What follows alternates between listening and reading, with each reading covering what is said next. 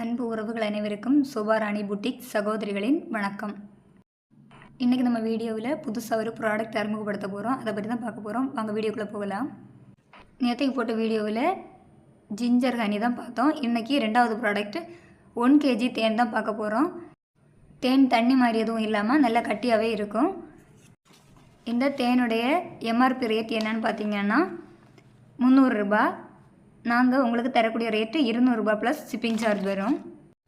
இனி நம்ம மூணாவது பொருள் என்னென்னு பார்க்கலாம். இது 1/2 kg தேன் தான்.